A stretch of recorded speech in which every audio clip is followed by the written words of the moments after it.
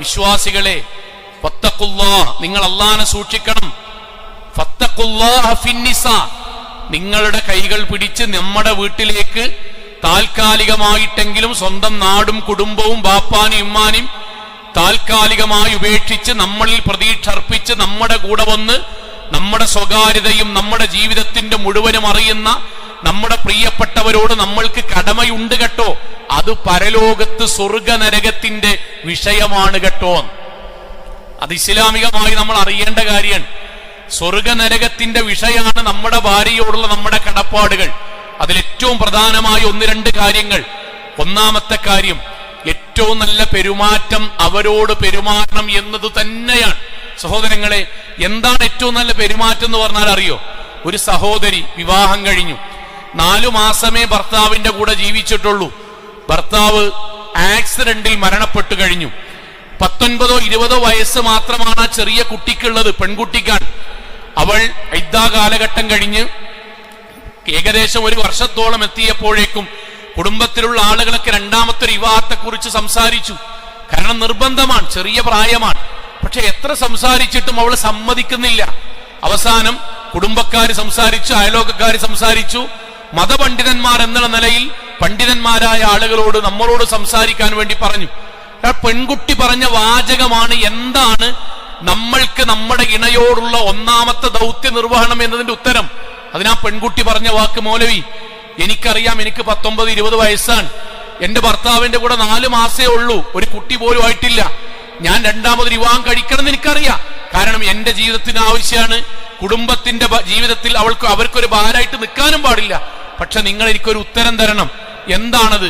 ഞാൻ രണ്ടാമത് വിവാഹം കഴിച്ചാലും ഞാൻ സ്വർഗത്തിലേക്ക് എത്തുകയാണെങ്കിൽ അവിടെ എന്റെ ഒന്നാമത്തെ ഇക്കാക്കാനെ തന്നെ സ്വർഗത്തിൽ കിട്ടും എന്ന് നിങ്ങൾ ഉറപ്പു തരികയാണെങ്കിൽ ഞാൻ രണ്ടാമത് കല്യാണം കഴിക്കാം.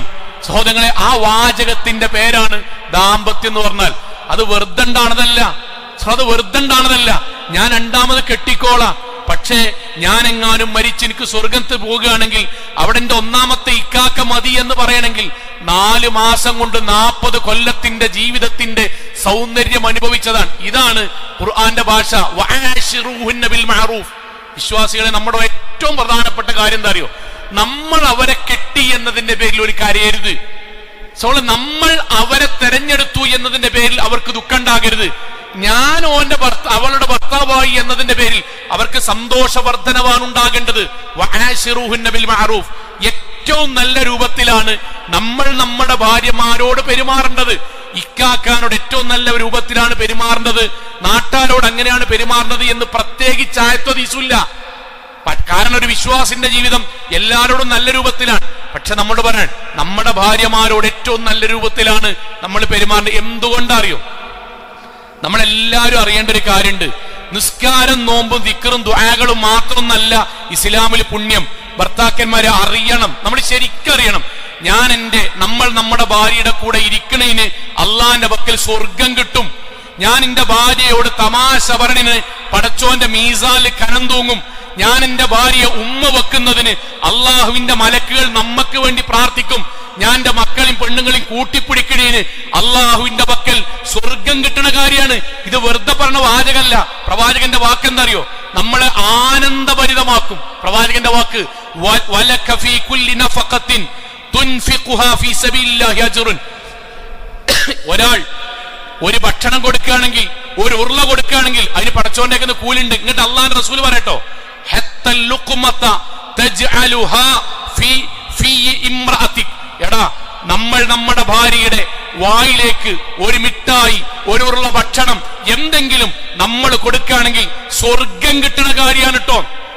സ്വർഗം കിട്ടുന്ന കാര്യമാണ്. നമ്മളും നമ്മുടെ ഭാര്യയും 2 മിനിറ്റ് വർത്താനം പറഞ്ഞിട്ട് പരസ്പരം കൈകൾ കൊടുക്കുമ്പം, നോക്കുമ്പം റസൂലുള്ളാഹിന്റെ ഹദീസ് എന്താ അറിയോ? നളറല്ലാഹു ഇലൈഹിമാ നളറത്തുർ റഹ്മ. കാരുണ്യത്തിന്റെ കവാടങ്ങളുമായി അല്ലാഹ് ആ ഭാര്യയെയും ഭർത്താവിനെയും അല്ലാഹ് നോക്കും. പടച്ചോൻ നമ്മളെ നോക്കും. ഇഷ്ടത്തിൽ, സ്നേഹത്തിൽ അവരുടെ കല്യാണങ്ങൾ നടത്തിയത് പടച്ചവൻ നൽകിയ അനുഗ്രഹമാണ് എന്ന മട്ടിൽ നമ്മൾ നമ്മുടെ ഭാര്യയുടെ കൂടെ ഇരിക്കുന്നതിന്, അവരോട് സംസാരിക്കുന്നതിന്, അവരുമായി പെരുമാറുന്നതിന് പടച്ചോന്റെ ഇഷ്ടമുണ്ടാകും. എന്തിനേറെ സഹോദരങ്ങളെ, നമ്മുടെ പരസ്പരം സന്തോഷത്തിന്റെ ഏറ്റവും വലിയ അവസ്ഥയാണ് നമ്മുടെ ശാരീരികമായ പരസ്പരമുള്ള ഇഷ്ടവും ബന്ധപ്പെടലും. പ്രവാചകന്റെ വാക്കെന്താണ്? കാനലഹു അജർ, അതിന് വരെ അള്ളാഹുവിന്റെ പ്രതിഫലം ഉണ്ടാകും. ദാമ്പത്യത്തിൽ മാത്രം അള്ള നൽകുന്ന സ്വർഗത്തിന്റെ കവാടാണ്. ഞാൻ എന്തിനത് പറയണമെന്നറിയോ? ഇബാദത്തുകളിലും നിസ്കാരങ്ങളിൽ നോമ്പിലും മാത്രമല്ല സ്വർഗമുള്ളത്. അവനാന്റെ ഭാര്യമാരോട് ഏറ്റവും മാന്യമായി, മക്കളോട് ഏറ്റവും മാന്യമായി പെരുമാറുന്നതിനാണ് അള്ളാഹുവിന്റെ പക്കൽ സ്വർഗം ഉണ്ടാകുക. ഇവിടെ ഇതിന്റെ നേരെ വിപരീതമായി ആയാൽ, നേർക്ക് നേരെ പറയാണ്, ആരാധന ഉണ്ടെങ്കിലും സ്വന്തം ഇണകളോട് ഏറ്റവും മോശമായി പെരുമാറുന്നതിന് പടച്ചോന്റെയൊക്കെ കുറ്റുണ്ടാകും. ഞാൻ ഇന്നും ആലോചിക്കാൻ, നിക്കാഹ് നടക്കുമ്പോഴേ ഒരു വാപ്പ നിക്കാഹ് കഴിഞ്ഞ ശേഷം വാപ്പ ഇങ്ങനെ ഇങ്ങനെ കണ്ണീര് വരുന്നുണ്ട്. ഞാൻ അദ്ദേഹത്തോട് ഇങ്ങനെ കൈ പിടിച്ചിട്ട് എല്ലാം കഴിഞ്ഞിട്ടോ, എന്തേ ഇപ്പൊ നിങ്ങൾ കരയണത് ചോദിച്ചു. അദ്ദേഹം പറഞ്ഞ വാക്കെന്തറിയോ? എന്റെ മോളിനെ വിട്ടു പോകാണല്ലോ എന്ന് ആലോചിക്കുമ്പോ ഒരു സങ്കടമുണ്ട്. അടുത്ത വാക്കെന്തറിയോ? എനിക്ക് 2 പെൺകുട്ടികളെ മൗലവി, ഒന്നാമത്തോളം ഞാൻ ഇതുപോലെ കല്യാണം കഴിപ്പിച്ച് പറഞ്ഞയച്ചതാണ്. ചെന്ന് വരെ 5 കൊല്ലായി എന്റെ കുട്ടിക്കൊരു സമാധാനത്തിൽ ഉറങ്ങാൻ കഴിഞ്ഞിട്ടില്ല. 3 മദ്യം പറഞ്ഞു. ഇപ്പോഴും അടിയും ചവിട്ടും കുത്തും തന്നെയാണ്. പടച്ചോനെ, അതേമാതിരി അവസാനത്തെ എന്റെ ഈ കുട്ടിക്കും ഇതുപോലെ തന്നെ അവസ്ഥ ഉണ്ടാകുമോ എന്ന് ആലോചിച്ചിട്ട് കരയാണ്. കല്യാണത്തിന്റെ അന്നൊരു ബാപ്പ കരയണമെങ്കിൽ, കല്യാണത്തിന്റെ അന്നൊരു ഉമ്മച്ചി കരയണമെങ്കിൽ സാധാരണ നൊലോളിയാവില്ല. അങ്ങനെ ഉണ്ടാകരുത് നമ്മുടെ ഭാഗത്തുനിന്ന്, അങ്ങനെ ഉണ്ടാകരുത്. കുടുംബത്തിന് വിവാഹവുമായി ബന്ധപ്പെട്ടൊരു ഉറപ്പിക്കൽ നടന്നു. ഉറപ്പിച്ച് ഡേറ്റ് ഒക്കെ ഉറപ്പിച്ചതിന് ശേഷം പെൺകുട്ടിന്റെ അമ്മ ഇങ്ങനെ വന്നിട്ട് വിവാഹം കഴിക്കാൻ പോകുന്ന യുവാവിനോട് എടുത്തുനിന്നിട്ട് ഇങ്ങനെ വന്നിട്ട് പറയാൻ, മോന്റെ കുടുംബത്തിലേക്ക് വരികയാണ്. ഒറ്റ കാര്യ പറഞ്ഞത്, മോന്റെ കഴിഞ്ഞ ഒന്നുമില്ലെങ്കിലും മോനെ ഞങ്ങൾ നല്ലപോലെ നോക്കും. പക്ഷെ ഞങ്ങളെ കുടുംബത്തിൽ നല്ല ഒരു മരുവനായി മകനായിട്ട് മോൻ ഉണ്ടാകണട്ടോ. അപ്പൊ ഞങ്ങൾ സൈഡിലുണ്ട്. ഞങ്ങൾ ഇത് എന്താണ് ഈ പറയണത്? അതിന് അമ്മ പറഞ്ഞ വാക്ക് പാവരുമ്മ. ഉമ്മ വന്നിട്ട് പറയാൻ, അവളുടെ മൂത്തോളെ ഇതേപോലെ നിസ്കാരം നോമ്പൊക്കെ ഉണ്ടെന്ന് പറഞ്ഞ ഒരാൾക്ക് കല്യാണം കഴിപ്പിച്ച് വിട്ടതാണ്. 2 മാസം കൊണ്ട് ഞങ്ങളുടെ കുടുംബത്തിനോട് തെറ്റി. ഇന്ന് വീട്ടിക്ക് വരെ വരൂല. വെറും ഉപദ്രവാൻ, ശാരീരികമായും മാനസികമായും ഉപദ്രവാൻ. ഒന്നാമതോ ഞങ്ങൾക്കൊരു കുട്ടിയില്ല, ആൺകുട്ടിയില്ല. രണ്ടാമതായിട്ട് ഞങ്ങളുടെ വീട്ടിലേക്ക് വന്ന മരുമകൻ ഇങ്ങനെയായി. 2 ആളും ഞങ്ങൾക്ക് പോയിക്കണ്. മോനെ ഈയെങ്കിലും കുട്ടിയായിട്ട് വീട്ടിക്ക് വരണട്ടോ. സോ ഇങ്ങനെ കണ്ണുനീര് കുടിപ്പിക്കുന്നുണ്ടെങ്കിൽ പ്രവാചകൻ നമ്മൾ വിളിച്ച പേര്, അങ്ങനെ ചെയ്യുന്നവനെ വിളിച്ച പേരെന്താ അറിയോ? ലഈം എന്നാണ്. ലഈം എന്നാണെന്നറിയോ? മോശക്കാരൻ, വൃത്തികെട്ടവൻ, നെറികെട്ടവൻ എന്നാണ്. അങ്ങനെ നമ്മൾ ഉണ്ടാകരുത്, ഒരു കാരണവശാലും ഉണ്ടാകരുത്. സഹോദരങ്ങളെ, നമ്മളെ കല്യാണം കഴിച്ചു എന്നുള്ള പേരിൽ ഒരു കരയാൻ പാടില്ല. നമ്മൾ കൂട്ടിക്കൊണ്ടുവന്നു എന്നതിന്റെ പേരിൽ രാത്രിയുടെ അന്ത്യയാമങ്ങളിൽ തഹജ്ജുദിൽ കണ്ണുനീരി വീഴാൻ പാടില്ല. ഒരു കാര്യം, എത്രയോ മനുഷ്യന്മാരുണ്ട് നമ്മളങ്ങനെ ആകാതെക്കാനായിട്ട് പറഞ്ഞ് സാഡിസ്റ്റ് മനോഭാവാണ്. കരീപ്പിക്കണിയിൽ സന്തോഷം, കുറ്റം പറഞ്ഞിൽ സന്തോഷം, ബാപ്പാനും എളാപ്പാനും വളർത്തിന്റെ എല്ലാത്തിനും ചീത്ത പറഞ്ഞ് അടിമയാക്കി അവനാന്റെ വീടിന്റെ സൈഡിലാക്കണിൽ സന്തോഷം അനുഭവിക്കുന്ന ആളുകൾ. പ്രവാചകന്റെ വാക്ക് നമ്മൾക്കെല്ലാവർക്കും സുപരിചിതമായ പ്രവാചകന്റെ വാക്കാണ്. ഫത്തഖൂ അള്ളുലും, ഖുർആന്റെ ആയത്തെ പ്രവാചകൻ ഉദ്ധരിച്ച്, ബാക്കിയുള്ളവനെ എടങ്ങേറാക്കണത് നിങ്ങൾ ശരിക്ക് കരുതണം കേട്ടോ. എന്തേക്കാനറിയോ? പരലോകത്ത് ഓരോ ചീത്തക്കും, ഓരോ അടിക്കും, ഓരോ തൊഴിക്കും, ഓരോ തെറിയഭിഷേകത്തിനും നിങ്ങൾക്ക് ഇരുട്ടുകളാണ് പരലോകത്തുണ്ടാകുക. നിസ്കാരങ്ങനെ പൊളിഞ്ഞു പോകും, തഹജ്ജുദ് പൊളിഞ്ഞു പോകും, ബാക്കിയുള്ളവനെ സഹായിച്ചത് പൊളിഞ്ഞു പോകും. കാരണം നമ്മുടെ ഇണയോട് ഏറ്റവും മോശമായി പെരുമാറിയതിന് പരലോകത്ത് കുറ്റുണ്ടാവും. നമ്മളെ അറിയേണ്ട ഒരു കാര്യമുണ്ട്. എന്താണെന്നറിയോ? നമ്മുടെ വീട്ടിൽ പല വീട്ടിലും പല ഭാര്യമാരും താമസിക്കണതേ ഇഷ്ടത്തിൽ ജീവിക്കല്ല. പിന്നെന്താ അറിയോ? തിരിച്ചു പോകാൻ ഒരു വീടില്ലാത്തതിന്റെ പേരിൽ സഹിച്ച് ജീവിക്കുന്ന ഭാര്യമാരുണ്ട്. തിരിച്ചു പോകാൻ തറവാടില്ല, ബാപ്പിമി മരിച്ചോയി, അതുകൊണ്ട് പോകാൻ വീടില്ലാത്തോണ്ട് അവനാന്റെ കൂടെ ജീവിക്കുക. പിന്നെന്താ അറിയോ? വീടുണ്ട്, തറവാടുണ്ട്. അനിയത്തിമാരെ കെട്ടിക്കാണ്ട്, വാപ്പാക്ക് ചെറിയൊരു ഓപ്പറേഷൻ കഴിഞ്ഞതാണ്, ഇവിടുന്നെങ്ങാനും ഞാൻ എന്റെ പ്രയാസത്തിന്റെ പേരിൽ തിരിച്ചു ചെല്ലുമ്പം എന്റെ ബാപ്പാക്കെങ്ങാൻ രണ്ടാമത് നെഞ്ചുവേദന നൽകിയാൽ ബാപ്പ മരിക്കാൻ കാരണമാകും. അതുകൊണ്ട് ഞാൻ അടികൊണ്ടോണ്ട് ബാപ്പ മരിക്കരുത്. തിരിച്ചെന്നാൽ എന്റെ അമ്മക്ക് ഉറക്കുണ്ടാവില്ല, എന്റെ അമ്മ ഉറങ്ങാതെക്കരുത്, ഞാൻ അടികൊണ്ടോണ്ട് എന്ന് തീരുമാനിച്ചിരിക്കുന്ന എത്രയോ പെൺകുട്ടികളുണ്ട്, സഹോദരിമാരുണ്ട്. ഞാനെങ്ങാനും തിരിച്ചു പോയാൽ കെട്ടിച്ചു വന്ന വീട്ടിലെ കെട്ടിച്ചവിടത്തുനിന്ന് തിരിച്ചു വന്നിട്ടുണ്ട് എന്ന ചീത്തപ്പേരിന്റെ പേരിൽ അനിയത്തിമാർക്ക് കല്യാണം ഉണ്ടാവില്ല, അവനവന്റെ ആങ്ങളമാർ കല്യാണം ഉണ്ടാവില്ല എന്ന പേരിൽ സങ്കടങ്ങളുമായി പടച്ച തമ്പുരാനിൽ തവക്കുൽ ചെയ്ത് സ്വർഗത്തിന് വേണ്ടി ജീവിക്കുന്ന സഹോദരിമാരുണ്ട്. അങ്ങനത്തെ ഒരു വീട്ടിലെ നല്ല മക്കളല്ല ഉണ്ടാക്കൂല, അങ്ങനത്തെ ഒരു വീട്ടിലെ പൈസക്കല്ല ബർക്കത്ത് കൊടുക്കൂല, അങ്ങനത്തെ വീട്ടിലെ കുടുംബത്തിൽ പടച്ചോൻ സമാധാനം സന്തോഷം നൽകൂല. അതുകൊണ്ട് ഭർത്താക്കന്മാരെ, നമ്മൾ അറിയേണ്ടത് നമ്മുടെ കൂടെയുള്ള ഇണയോട് ഏറ്റവും നന്നായി പെരുമാറുന്നത് നമുക്ക് സ്വർഗാണെന്ന് മനസ്സിലാക്കുക. അള്ളാഹു അനുഗ്രഹിക്കുമാറാകട്ടെ. രണ്ടാമത്തെ ഒരു കാര്യം അതിന്റെ കൂടെ നമ്മൾക്ക് ഉണ്ടാകേണ്ടത്, നമ്മുടെ ഭാര്യമാരോട് നമ്മൾ ചെയ്യേണ്ട ഏറ്റവും വലിയ ഉത്തരവാദിത്തത്തിൽ രണ്ടാമത്തത് ഒരു സുരക്ഷിതത്വ ബോധം അവർക്ക് നമ്മൾ കൊടുക്കുക എന്നാണ്.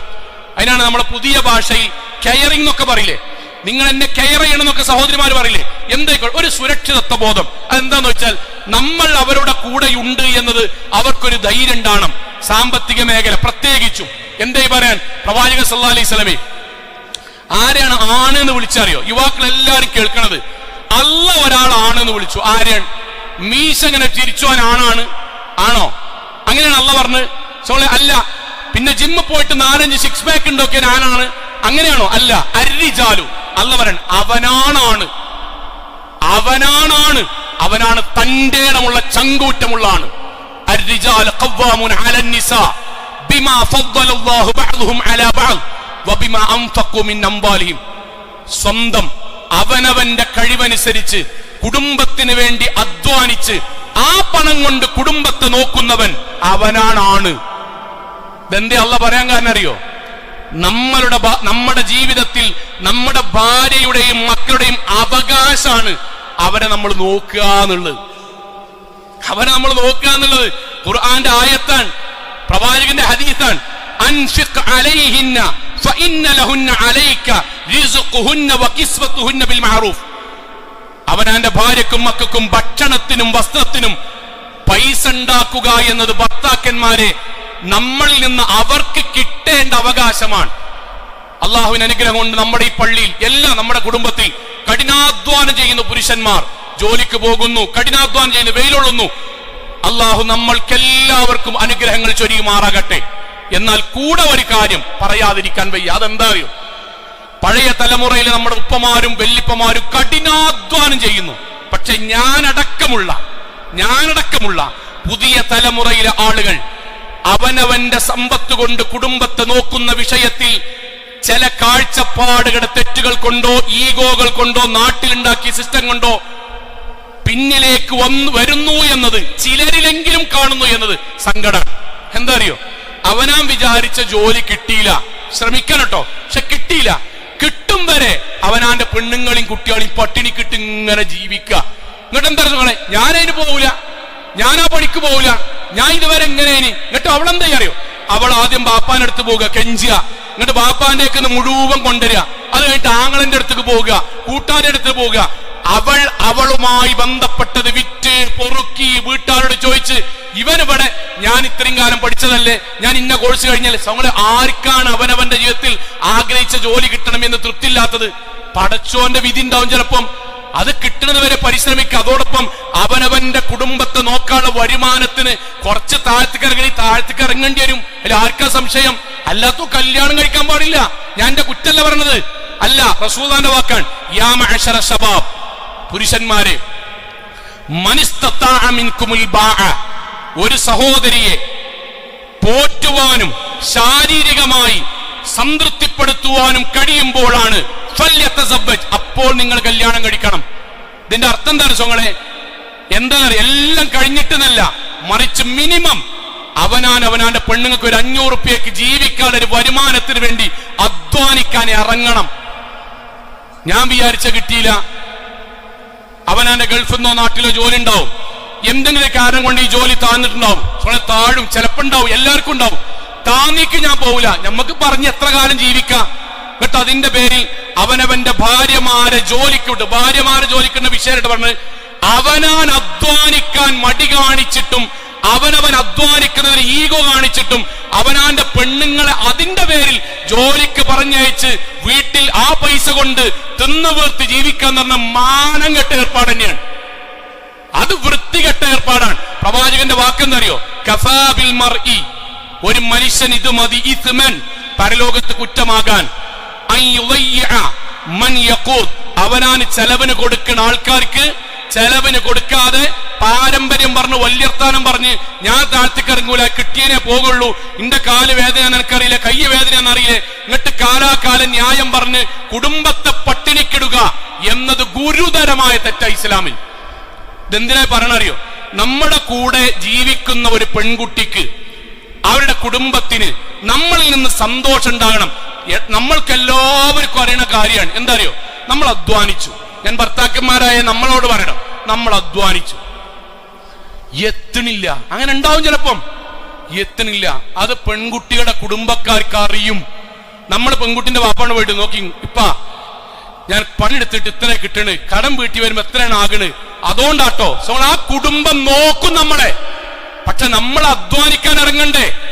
നമ്മൾ പാരമ്പര്യം പറഞ്ഞിട്ടും ഇന്റെ ജോലി ഇതാണ്, ഞാൻ പഠിപ്പതാണ് എന്ന് പറഞ്ഞിട്ടും അവനാന്റെ പെൺകുട്ടികളെയും കുടുംബത്തെയും എടങ്ങേറാക്കുന്ന ഏർപ്പാടുണ്ടല്ലോ, അത് ദുൽമാണ്, അക്രമാണ്. അവനാന്റെ ജീവിതത്തിൽ പടച്ചോനോട് കാണിക്കുന്നത് പോലെ നന്ദി കാണിക്കേണ്ടവരാണ് ഇവര്. അവിടെ നമ്മൾ തെറ്റുകാരായി മാറരുത്. രണ്ടാമത്തെ കാര്യമാണ്. മൂന്നാമത്തെ സംഗതി അറിയോ? ഞാൻ എണ്ണി പറഞ്ഞത് നമ്മുടെ ജീവിതത്തിൽ ഉണ്ടാകാനാണ്. മൂന്നാമത്തത്, നമ്മുടെ ഭാര്യമാർക്ക്, നമ്മുടെ കുടുംബത്തിന് നമ്മുടെ ജീവിതത്തിൽ കുറച്ച് സമയമെങ്കിലും അവർക്ക് വേണ്ടി ചെലവഴിക്കാൻ ബോധപൂർവം നമ്മൾ സമയം കണ്ടെത്തണം. നമ്മളെല്ലാവരും ബിസിയുള്ള ആൾക്കാരാണ്, ഒരു സംശയമല്ല. ഈ ബിസി മൊത്തം നമ്മുടെ കുടുംബത്തിന് വേണ്ടിയിട്ടാണ്, അതിലും സംശയമല്ല. അതൊക്കെ നമുക്ക് അംഗീകരിക്കുന്ന കാര്യമാണ്. പക്ഷെ ഒരു കാര്യമുണ്ട്, നമ്മുടെ ബിസിയൊക്കെ തീർന്ന്, നമ്മുടെ കട്ടപ്പാടൊക്കെ തീർന്ന്, നമ്മളെല്ലാം നേടിയെടുത്ത് വീട്ടിൽ എത്തുമ്പോൾ വീടും പെണ്ണുങ്ങളും കുട്ടികളും നമുക്ക് ഓപ്പോസിറ്റ് ആകരുത്. അതിനൊരു പ്രയോറിറ്റി ഉണ്ടാവണം ജീവിതത്തിൽ. എവിടേക്ക് എന്തൊക്കെയാണ് സഹോദരങ്ങളെ, നേർക്ക് നേരെ പറയുകയാണെങ്കിൽ ലോകത്ത് ഏറ്റവും കൂടുതൽ ബിസിയുള്ള ആളാണ് അഷ്റഫുൽ ഖൽഖ് മുഹമ്മദ് മുസ്തഫ സല്ലല്ലാഹു അലൈഹി വസല്ലം. ആ നബിനെ പറ്റി പറയട്ടോ. കാനൻ നബി, ഫാത്തിമ ബീവി, ആയിഷ ബീവി പറയാൻ, ഞങ്ങളുടെ നബി യത്തഖിഉ ഫീ ഹജ്രി വഅന ഹാഇൽ, ഞാൻ മാസമുറയുണ്ടായി വീട്ടിൽ ഇങ്ങനെ ക്ഷീണിച്ച് കിടക്കുമ്പം നബിന്റെ അടുക്കലേക്ക് വരും. എന്നിട്ട് നബി എന്റെ മടിത്തട്ടിൽ പ്രവാചകന്റെ തല വെച്ച് പ്രവാചകൻ കിടക്കും. എന്നിട്ട് ഇങ്ങനെ ഒഴിഞ്ഞു വരും, സാരല്ലട്ടോ, കുഴപ്പമില്ലട്ടോ. എന്തിനാ പറയണമെന്നറിയോ? നേരത്തെ പറഞ്ഞതാണ്, നമ്മുടെ ഭാര്യമാരുടെ കൂടെ, നമ്മുടെ മക്കളുടെ കൂടെ നമ്മൾ ഇരിക്കണീന് സ്വർഗമുണ്ട് എന്ന് മനസ്സിലാക്കിയാൽ നമ്മൾക്ക് തീരാവുന്ന പ്രശ്നമുള്ളൂ. സമയം നമ്മൾക്ക് അങ്ങാടിയിൽ ഇരിക്കാനുണ്ടെങ്കിൽ, പൊതുപ്രവർത്തനത്തിനുണ്ടെങ്കിൽ, സംഘടനാ പ്രവർത്തനത്തിനുണ്ടെങ്കിൽ, നാട്ടിലത്തെ ബാക്കിയുള്ളവരെ സഹായിക്കാനുണ്ടെങ്കിൽ, നമ്മുടെ കൂടെ നമ്മുടെ ജീവന്റെ പകുതിയായി നമ്മുടെ കൂടെയുള്ള നമ്മുടെ ഭാര്യമാർക്ക് ഒരു ജീവിതത്തിൽ ഒരു അരമണിക്കൂറെങ്കിലും സമയം ഉണ്ടാക്കുക എന്നുള്ളത് നമ്മുടെ ബാധ്യതയാണ്. അവിടെ നമ്മൾ ബിസി ആയാൽ, പുതിയ കാലഘട്ടത്ത് നേർക്ക് നേരെ രക്ഷിതാക്കളോട് വരാണ്, ഭർത്താക്കന്മാരോട് വരാണ്, നമ്മളിൽ നിന്ന് അവർക്ക് കിട്ടേണ്ടത് ആ അരമണിക്കൂർ കൊണ്ട് സന്തോഷമാണ്. നമ്മൾ കൊടുത്തിട്ടില്ലേ? സോഷ്യൽ മീഡിയയുടെ കാലഘട്ടത്ത് വീട്ടിന്റെ അകത്തളങ്ങളിലേക്ക് മറ്റുള്ളവരുടെ വീഡിയോകളും ഓഡിയോകളും അവരുടെ കുടുംബത്തിന്റെ അകത്തളങ്ങളും സ്വന്തം വീട്ടിന്റെ ഉള്ളിലേക്ക് വരുന്ന ഈ കാലഘട്ടത്ത് നമ്മൾ അവരെ പരിഗണിക്കണില്ലെങ്കിൽ, നമുക്ക് അവരോട് വർത്താനം പറയാൻ നേരില്ലെങ്കിൽ, അവിടെ സങ്കടങ്ങൾ കേൾക്കാൻ നമുക്ക് ഒഴിവില്ലെങ്കിൽ, അതിനുവേണ്ടി വലവിരിച്ച് കാത്തിരിക്കുന്നവരുടെ കെണിയിൽ, വിഡ്ഢിത്തത്തിലെങ്കിലും ഹറാമിലെങ്കിലും നമ്മുടെ കുടുംബം വന്നു ചേരും. എത്ര ആൾക്ക് പരിചയമുണ്ട്, എത്ര ആൾക്ക് അനുഭവമുണ്ട്. വലിയ കുടുംബങ്ങളിൽ, ധനാഢ്യ കുടുംബങ്ങളിൽ, ആഡംബരത്തിൽ ജീവിക്കുന്ന കുടുംബങ്ങളിൽ അവിഹിത ബന്ധങ്ങളുടെ തുടക്കം എന്താ അറിയോ? ബിസി. ഒറ്റ വാക്കതാണ്, ഭർത്താക്കന്മാരെ ബിസി. രണ്ട് ഈഗോ. എന്താ അറിയോ? ഞാൻ എന്റെ പെണ്ണുങ്ങളെ കാര്യം നോക്കാത്ത ആളാണ് എന്നിങ്ങനെ വരുത്തി തീർക്കുക. ഭയങ്കര സംഭവം നമ്മളെ നാട്ടില്. കല്യാണ പരിക്ക് പോകുക, ബാക്കിയുള്ളവരെ ചോറൊക്കെ ഇങ്ങനെ നോക്കുക, അവിടെ കിട്ടിയില്ലേ, ഇവിടെ കിട്ടിയില്ലേ, അവനാന്റെ പെണ്ണുങ്ങളെ ഓളെവിടെയെങ്കിലും പോയി തിന്നോളും, അതൊരു വലിയ വർത്താനാണ്. ഞാൻ എന്റെ പെണ്ണുങ്ങളെ കാര്യം നോക്കൂല എന്നുള്ള വലിയ വർത്താനം. ഞാൻ എന്റെ മക്കളെ കാര്യം തിരിഞ്ഞു നോക്കാതെ ബാക്കിയുള്ളവരെ കാര്യം നോക്കുന്നതിൽ വലിയ വർത്താനം. അതുകൊണ്ടാ പറഞ്ഞത് ജാഹിലിയത്താണ്, ജാഹിലിയത്ത്. അതുകൊണ്ട് എന്താ സംഭവിക്കണറിയോ? എന്താ സംഭവിക്കണറിയോ? വീട്ടിലേക്ക് വരുന്നവർ സുഖല്ലേ എന്ന് ചോദിക്കുമ്പം എന്റെ കാര്യം നോക്കാൻ എന്റെ ഇക്കാക്ക ഇതുവരെ ചോദിക്കാത്ത ചോദ്യം മറ്റൊരാൾ ചോദിച്ചു. ശൈത്താൻ ഇടപെടും. ഫോണിൽ കൂടെ കരയുന്ന സമയത്ത് നമ്മൾ വീട്ടിലേക്ക് വന്നിട്ട് നമ്മളോട് അവളൊരു കാര്യം പറയുമ്പം നമ്മൾ പരിഗണിച്ചിട്ടില്ലെങ്കിൽ പരിഗണിക്കാൻ വേണ്ടി ചൂണ്ടയുമായി തോന്നിവാസത്തിനിറങ്ങുന്നവരുടെ ചൂണ്ടയിൽ ശൈത്താൻ നമ്മുടെ കുടുംബത്തെ കൊത്തിക്കും. ഇത്രയൊരു മിമ്പർമെന്ന് പറഞ്ഞ പരിമിതി ഉണ്ട്. ആ തോന്നിയാസക്ക് പോകാനേ ഈ നാട്ടിലത്തെ മുഴുവൻ സ്ത്രീകളും തോന്നിയാസികളാണ് എന്ന് പറഞ്ഞു വരുത്തണല്ല ന്യായം. എന്റെ വീട്ടിൽ എന്റെ ഭാര്യയോടുകൂടി ഒരു അരമണിക്കൂർ വർത്താനം പറയാൻ എല്ലാവർക്കും അറിയാം. നമ്മളെപ്പോലെ എല്ലാവരും അവരുടെ വീട്ടിലത്തെ എല്ലാ ഫ്രസ്ട്രേഷനും ജീവിതത്തിലെ സങ്കടങ്ങളും പ്രയാസങ്ങളും ഒരു 10 മിനിറ്റ് വർത്താനം പറഞ്ഞാൽ കഴിയും. അന്ന് കേട്ടിക്കാൻ ഞാൻ ഭർത്താക്കന്മാരോട് പറയാൻ, നമ്മുടെ കുട്ടിനോട് വർത്താനം പറയാൻ. ആ വർത്താനം പറയുമ്പം നമ്മളെ മകനോട് ഇങ്ങനെ വർത്താനം പറയുമ്പോ അങ്ങനെ സൈഡ് നോക്കിയിട്ട് നിങ്ങൾ പറഞ്ഞോളി പറഞ്ഞാൽ നമ്മളെന്താ പറയാ, ചിലപ്പോ നമ്മൾ കൊടുക്കും. അനക്കെന്താ മോത്ത് നോക്കി എന്നാലും പറയും. അത് ഇൻസൾട്ടിങ് ആണ്. നമ്മളെ ചെങ്ങാനോട് ഇങ്ങനെ വർത്താനം പറയും. ഫോൺ നോക്കിയിട്ട് ഇജ് പറഞ്ഞോ ഞാൻ കേൾക്കുന്നുണ്ടല്ലോ, നമ്മൾ വർത്താനം നിർത്തും. നിങ്ങൾ നോക്കിട്ടോ, നമ്മൾ നമ്മുടെ ഭാര്യയോട് സംസാരിക്കുമ്പം ഭാര്യ നമ്മുടെ മുന്നിൽ നിന്നാണ്ട് ശരിയാണല്ലേ കാക്ക, അങ്ങനെയാണല്ലേ, എന്നിട്ട് എങ്ങനെയാണല്ലേ ഇത് ചോദിക്കണം.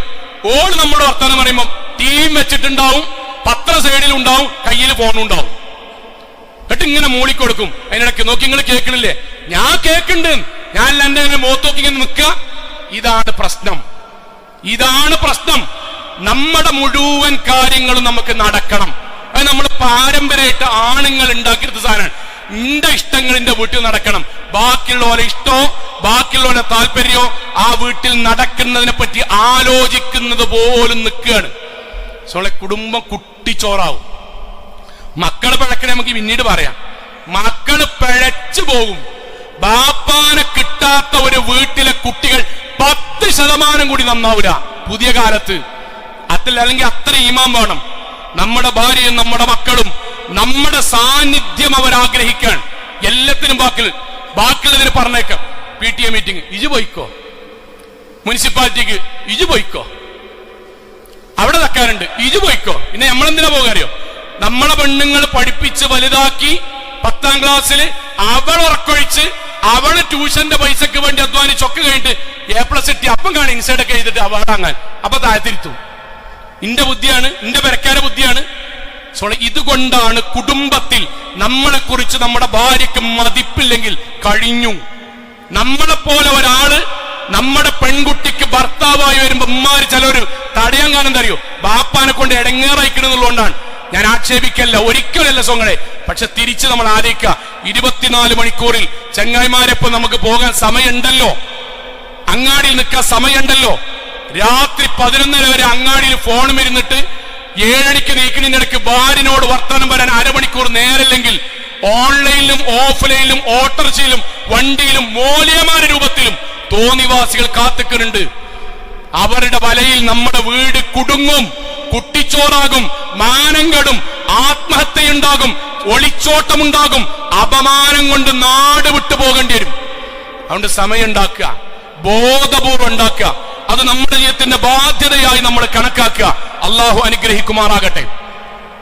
അൽഹംദുലില്ലാഹ് വസ്സലാത്തു വസ്സലാമു അലാ റസൂലില്ലാഹി വഅലാ ആലിഹി വസഹ്ബിഹി അജ്മഈൻ. അമ്മാ ബഅദ് തഖ്വല്ലാഹി ഇബാദല്ലാഹ്. ഒരിക്കൽ കൂടി അള്ളാഹുവിനെ സൂക്ഷിച്ചുകൊണ്ട് ജീവിക്കണം എന്ന് എന്നോടെന്ന പോലെ ഓരോരുത്തരോടും ഉണർത്തുകയാണ്. സഹോദരങ്ങളെ, നമ്മുടെ ചർച്ചകളിൽ ഇതൊക്കെ വരണം എന്നതുകൊണ്ടാണ് ഇങ്ങനെ ഓരോ ഭാഗവും പറയുന്നത്. ഏറ്റവും അവസാനമായിട്ട് പറയാനുള്ളത്, ഇന്നത്തെ ഖുത്ബയിൽ അവസാനമായിട്ട് പറയാനുള്ളത്, അവരുടെ ഇഷ്ടങ്ങളെ നമ്മൾ ആദരിക്കുകയും നമ്മളാൽ കഴിയുന്ന സഹായം അവർക്ക് ചെയ്തു കൊടുക്കുകയും വേണം. ഇതൊരു അത്ഭുതം എന്താ അറിയോ? ഇവിടെ ഇരിക്കണ ഞാനൊക്കെയുള്ള മുഴുവൻ ആൾക്കാരോട് ചോദിക്കണം, നമുക്ക് ഏത് ഫുഡാണ് ഇഷ്ടം നമ്മുടെ ഭാര്യക്ക് അറിയില്ലേ? സത്യത്തിൽ കാണിച്ചു, നമുക്ക് ഏത് ഫുഡാണ് ഇഷ്ടം നമ്മുടെ ഭാര്യക്ക് അറിയില്ലേ? അറിയും. അതെങ്ങനെ വെക്കണതാണ് ഇഷ്ടം നമ്മുടെ ഭാര്യക്ക് അറിയില്ലേ? അറിയാലോ. നമുക്ക് ഏത് കളർ ഡ്രസ്സാണ് നമുക്കിഷ്ടം നമ്മളെ ഭാര്യക്ക് അറിയില്ല. അത് സ്റ്റിഫാൻ ഷൈൻ മുക്കിയിട്ടാണോ അല്ല ഇസ്തിരി ഇടാടെയാണോ? ഇസ്തിരി ഇടുകയാണെങ്കിൽ തന്നെ എങ്ങനെ ഇടാണെന്നൊക്കെ നമ്മളെ പെണ്ണുങ്ങൾക്ക് അറിയില്ലേ? അറിയും. കട്ടൻ ചായക്ക് എങ്ങനെയാണ് മധുരടേണ്ടതെന്ന് വരെ അറിയും. അള്ളാനെ സാക്ഷി നിർത്തിയിട്ട് നമ്മളൊക്കെ ദീനുള്ള ആൾക്കാരാണല്ലോ. നമ്മളെ പെണ്ണുങ്ങൾക്ക് ഏറ്റവും ഇഷ്ടപ്പെട്ട ഫുഡ് ഏതാന്ന് ചോദിച്ചോക്കൊണ്ട് ആത്മാർത്ഥമായിട്ടാണ്. ഏതാ വുഡ്, ഏത് ഡ്രസ്സാണ് ഓൾക്ക് ഇഷ്ടം, ഇടുന്നതല്ല ഇഷ്ടം. എപ്പോഴാണ് ഓൾക്ക് ദേഷ്യം, എങ്ങനെ നമ്മൾ പെരുമാറുമ്പോഴാണ് ഇഷ്ടം, എങ്ങനെ പെരുമാറുമ്പോഴാണ് ദേഷ്യം. ചില ആൾക്കാരൊക്കെ ചോദിക്കാൻ തരും, അങ്ങനെയൊക്കെ ഉണ്ടോ ഓൾക്ക്?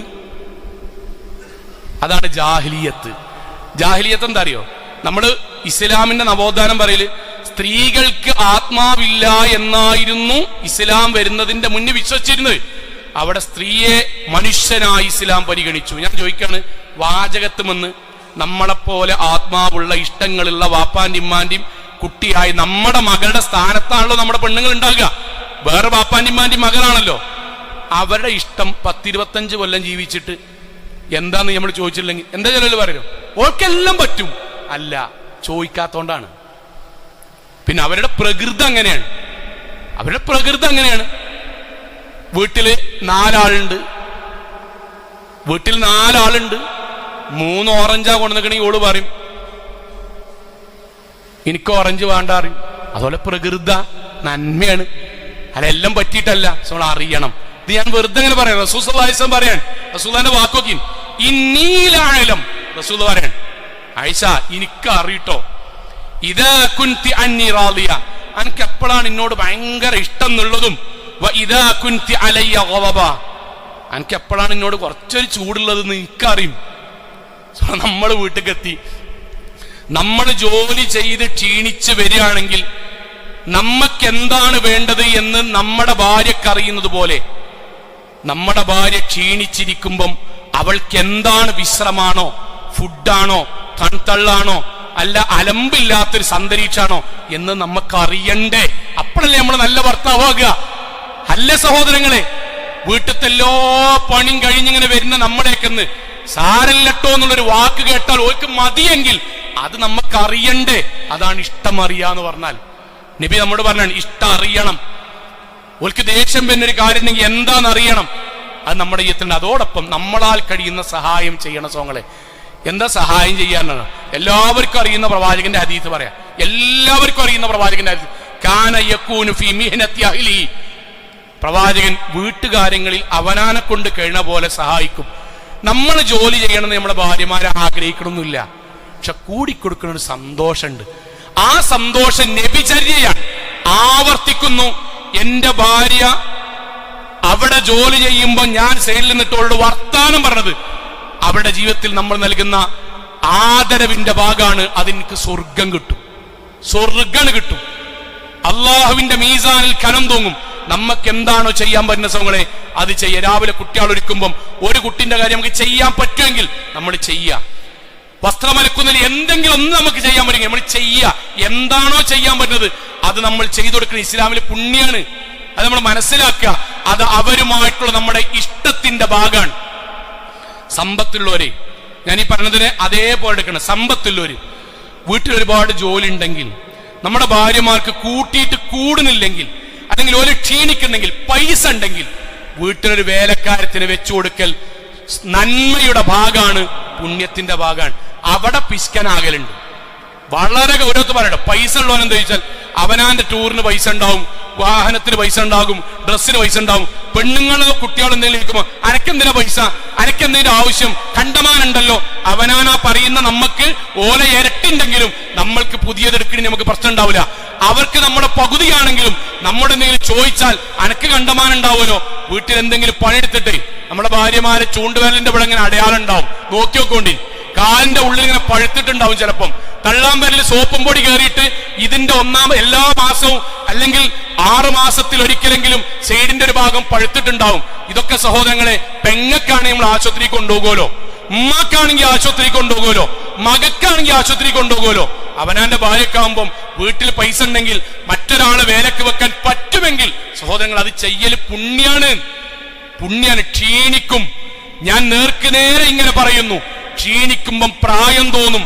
കുറച്ചു കഴിയുമ്പം നമ്മൾക്ക് ആരോഗ്യമുണ്ടാകുമ്പോഴും നമ്മുടെ ഭാര്യയ്ക്ക് ശാരീരികമായി പ്രയാസങ്ങൾ വരുമ്പോൾ നമുക്ക് ദേഷ്യം വരും. അന്ന് നമുക്ക് തോന്നും ഇതിന്റെ മുഴുവനും കാരണം ഒരു അങ്ങാടി പോയിട്ട് പണിയെടുത്തിട്ടല്ല, അല്ല, പിന്നെ വീട്ടിൽ നമ്മളെയും നമ്മുടെ കുട്ടിനും കുടുംബത്തിൽ നോക്കിയിട്ട് ക്ഷീണിച്ചതാണ്. അതിന് നമുക്ക് പരിഹാരം പകുതിയെങ്കിലും ചെയ്തൊടുക്കാൻ പറ്റെങ്കിൽ ചെയ്തൊടുക്കണം. ആദരിക്കുകയും ബഹുമാനിക്കുകയും ചെയ്യുന്ന കുടുംബത്തിലാണ് സന്തോഷം ഉണ്ടാകുക. ചെറിയൊരു കാര്യം കൂടി പറയാൻ, 2 ദിവസങ്ങൾക്ക് മുമ്പ് സോഷ്യൽ മീഡിയയിൽ സഹോദരൻ അദ്ദേഹം പറഞ്ഞൊരു വാക്കുണ്ട്. ആ വാക്ക് അദ്ദേഹത്തിന്റെ ഭാര്യ മരിച്ചിട്ട് 1 വർഷം തികയുന്നതിന്റെ ഒരു ഭാഗമായിട്ട് അദ്ദേഹം പറഞ്ഞൊരു വാക്ക്, ബാപ്പയും ഉമ്മയും മരിക്കുമ്പോഴാണ് യത്തീമാവുക എന്ന് നിങ്ങളോട് ആരാണ് പറഞ്ഞത്? ആ വാചകത്തിലെല്ലാം ഉണ്ട്. സത്യത്തിൽ നമുക്കുള്ളൊരു മുന്നറിയിപ്പാണ്. അതിന്റെ അർത്ഥം യത്തീമിന്റെ ഡെഫിനിഷൻ മാറ്റണം എന്നല്ല, ബാപ്പിമ്മയും മരിച്ചാൽ മാത്രമാണ് യത്തീമാകുക നിങ്ങളോട് ആരാ പറഞ്ഞത്? 1 കൊല്ലായിട്ട് പെണ്ണുങ്ങളില്ല, 1 കൊല്ലായിട്ട് പെണ്ണുങ്ങളില്ല. ഭാര്യ ഒന്നും ഇല്ലാതായി നോക്കണം സോങ്ങളെ. നിങ്ങളുണ്ടല്ലോ നമ്മുടെ വല്യാപ്പാരൊക്കെ കുടുംബസംഗമത്തിന് ഇങ്ങനെ 10-100 ആൾക്കാർ വന്നിട്ട് അതിലിങ്ങനെ അവനാന്റെ വീട്ടിലാണെങ്കിൽ ചെരുപ്പ് ഇങ്ങനെ കൂടിയിട്ടുണ്ടാകും. നമ്മളെ വാപ്പ ഇങ്ങനെ കയറി സിറ്റ് ഔട്ടിൽ ഇരുന്നിട്ട് ബാപ്പ ഇങ്ങനെ ചെരുപ്പിന്റെ അടിക്ക് നോക്കും. ഉമ്മാന്റെ ചെരുപ്പിലുണ്ടെങ്കിൽ വാപ്പാക്ക് ഒരു സന്തോഷമാണ്. എന്തേ സോങ്ങളതിന് കാരണം? ഉമ്മാനോട് ചായ എടുക്കാൻ പറഞ്ഞ ബാക്കിയൊന്നും പറയണ്ട. മക്കളും മരുക്കളും കുടുംബക്കാരും അത്രയും കാലം സ്നേഹിച്ചോട്ട് മുഴുവൻ ചായ എടുക്കാൻ വേണ്ടി പറഞ്ഞ മിനിമം 4 ചോദ്യം ചോദിക്കും. പഞ്ചാര വേണോ, കടുപ്പം വേണോ, കാപ്പി വേണോ, എങ്ങനെ എടുക്കേണ്ടത്? ഉമ്മ ഉണ്ടെങ്കിൽ വാപ്പാക്ക് സമാധാനം. ആ വാപ്പയായ നമുക്കങ്ങനെ കാലം വരും. വീട്ടിൽ 3 മക്കളുണ്ട്. വാപ്പാരെ 3 മക്കളുണ്ട്. ഇവിടുന്ന് ഏതെങ്കിലും ഒരു സൂപ്പർ മാർക്കറ്റിൽ നിന്ന് വീട്ടിങ്ങനെ പോകുമ്പോ നമ്മൾ വീട്ടിക്ക് വെറും കയ്യിൽ പോണ്ടാന്ന് കരുതിയിട്ട് നമ്മളിങ്ങനെ കയറും. 3 മിഠായി വാങ്ങും. ആ 3 മിഠായി ആയിട്ട് കൊടുക്കും. മക്കൾ ഭയങ്കര സന്തോഷത്തിൽ കഴിക്കും. അൽഹംദുലില്ലാ. പക്ഷെ ആ വീട്ടില് 3 ആൾക്കാരല്ല ഉള്ളത് നമ്മളെ കാത്തിക്കണ്. 4ാമത്തെ പെണ്ണുങ്ങളും കൂടി ഉണ്ട്. അവൾക്ക് കൂടി ഒരു മിഠായി വാങ്ങി അത് വലത്തെ പോക്കറ്റിലിട്ട് 3 ഇടത്തെ പോക്കറ്റിലിട്ട് 3 മിഠായി കുട്ടിയാക്ക് കൊടുത്ത് അവരത് ആസ്വദിച്ച് കഴിക്കാൻ വേണ്ടി പോകുമ്പം 4ാമത്തെ മിഠായിയോ എന്താകട്ടെ ചോക്ലേറ്റോ അതെടുത്തിട്ട് ഭാര്യക്ക് നിനക്ക് വേണ്ടി വാങ്ങിയതാന്ന് പറയുമ്പം സഹോദരങ്ങളെ, അവൾ അത് കഴിക്കുമ്പം ആ ആനന്ദത്തിന്റെ കൂടെ ഒരിഷ്ടമല്ലങ്ങനെ കൊടുക്കും. ആ ഇഷ്ടത്തിന്റെ പേരാണ് ഇസ്ലാമികമായ ദാമ്പത്യം. അത് നമ്മളേക്ക് ഉണ്ടാകണം. അള്ളാഹു അനുഗ്രഹിക്കുമാറാകട്ടെ. നമ്മുടെ കുടുംബജീവിതത്തിൽ സന്തോഷവും സമാധാനവും അള്ളാഹു നൽകി അനുഗ്രഹിക്കുമാറാകട്ടെ. അള്ളാഹുവേ, ഞങ്ങളെയും ഞങ്ങളുടെ കുടുംബത്തെയും നാഥ നീ ജന്നാത്തിൽ ഫിർദൗസിൽ ഒരുമിച്ച് കൂട്ടണമേ റഹ്മാനെ. അറിഞ്ഞും അറിയാതെയും ചെറുതും വലുതും രഹസ്യവും പരസ്യവുമായി ഞങ്ങളുടെ ജീവിതത്തിൽ സംഭവിച്ച മുഴുവൻ പാപങ്ങളും റഹ്മാനായ നാഥ നീ ഞങ്ങൾക്ക് വിട്ടു പുറത്ത് മാപ്പാക്കി തരണമേ റഹ്മാനെ. അള്ളാഹുവേ, നാളെ പരലോകത്തിൽ സ്വന്തം ഇണകളോട് കുടുംബത്തോട് ഏറ്റവും നന്നായി പെരുമാറുകയും ജീവിക്കുകയും ചെയ്ത ഏറ്റവും സൗഭാഗ്യവാന്മാരിൽ സ്വർഗം ലഭിക്കുന്നവരിൽ നാഥാ നീ ഞങ്ങളെ എല്ലാവരെയും ഉൾപ്പെടുത്തി അനുഗ്രഹിക്കണമേ റഹ്മാനെ. അള്ളാഹുവേ, ഞങ്ങളുടെ പെരുമാറ്റങ്ങളിൽ, ഞങ്ങളുടെ സംസാരങ്ങളിൽ, ഞങ്ങളുടെ ഇടപെടലുകളിൽ നാഥാ ഞങ്ങളുടെ ഇണകൾക്ക്, ഞങ്ങളുടെ കുടുംബത്തിന് മോശപ്പെട്ട അനുഭവങ്ങൾ ഉണ്ടെങ്കിൽ റഹ്മാനായ നാഥ നീ ഞങ്ങൾക്കത് വിട്ടു പുറത്ത് മാപ്പാക്കി തരണമേ റഹ്മാനെ. അള്ളാഹുവെ, ഞങ്ങൾക്കിടയിൽ സ്നേഹവും കാരുണ്യവും നീ വർദ്ധിപ്പിച്ചു നൽകണമേ റഹ്മാനെ. അള്ളാഹുവെ, അംബിയാ മുർസലീങ്ങളുടെ കൂടെ സ്വർഗത്തിൽ കുടുംബസമേതം ഒരുമിച്ച് ചേരാൻ നാഥാ നീ ഞങ്ങൾക്കും ഞങ്ങളുടെ കുടുംബത്തിനും തൗഫീഖ് നൽകണമേ റഹ്മാനെ. അള്ളാഹുവെ, ഞങ്ങളുടെ കൂട്ടത്തിൽ ശാരീരികമായും സാമ്പത്തികമായും കുടുംബപരമായും ഒരുപാട് പ്രയാസപ്പെടുന്ന ആളുകൾ, എല്ലാവരുടെയും പ്രയാസങ്ങൾ നീ ദൂരീകരിക്കണമേ റഹ്മാനെ. അള്ളാഹുവെ, രോഗം കൊണ്ട് ബുദ്ധിമുട്ടുന്ന ആളുകൾക്ക് നാഥ രോഗശമനം നൽകി അനുഗ്രഹിക്കണമേ റഹ്മാനെ. അള്ളാഹുവെ, തൊഴിലിന്റെ വിഭാഗങ്ങളിൽ പ്രയാസപ്പെടുന്ന ആളുകൾക്ക് നാഥ ജോലി നൽകുകയും അധ്വാനിക്കുന്നവർക്ക് നാഥ ഹലാലായ വർധനവ് നൽകി അനുഗ്രഹിക്കുകയും ചെയ്യണമേ റഹ്മാനെ. അള്ളാഹുവെ, ലോകത്തിന്റെ വ്യത്യസ്ത ഭാഗങ്ങളിൽ കഷ്ടതകൾ അനുഭവിക്കുന്ന സാധുക്കളായ ഞങ്ങളുടെ സഹോദരങ്ങൾക്ക് സമാധാനവും സമാശ്വാസവും നൽകി നീ അനുഗ്രഹിക്കണമേ റഹ്മാനെ. اللهم اغفر للمؤمنين والمؤمنات والمسلمين والمسلمات الأحياء منهم والأموات إنك مجيب الدعوات يا قاضي الحاجات. اللهم أجرنا من النار، اللهم أجرنا من النار، اللهم أجرنا من النار. ربنا آتنا في الدنيا حسنة وفي الآخرة حسنة وقنا عذاب النار. آمين آمين آمين برحمتك يا أرحم الراحمين.